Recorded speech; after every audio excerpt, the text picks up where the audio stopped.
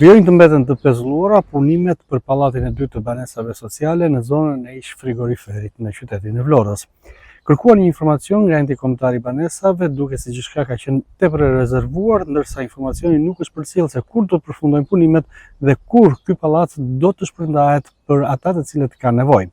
Në fakt, në zonën në fjalë që parashikuar që veç pallatit në fjalë të ndërtoheshin edhe dy të tjerë për t'u ardhur në ndihmë qytetarëve të cilët kanë nevojë për banesa sociale. Megjithatë, gjithçka ka mbetur pezull. Nuk ka përfunduar ende pallati i dytë dhe shpërndarja e tyre për familjet të cilat duhet përfitonin për të pyetur më pas edhe ndërtimin e dy pallateve të tjera.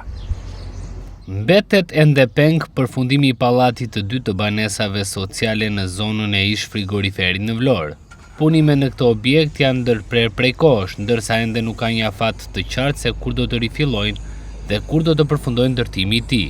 Edhe nga enti kombëtar i banesave në Vlorë, informacioni mbetet i kufizuar sa i përket ecërisë së projektit, afateve të përfundimit dhe procesit të shpërndarjes së apartamenteve për familjet që presin të përfitojnë nga ky program strehimi social.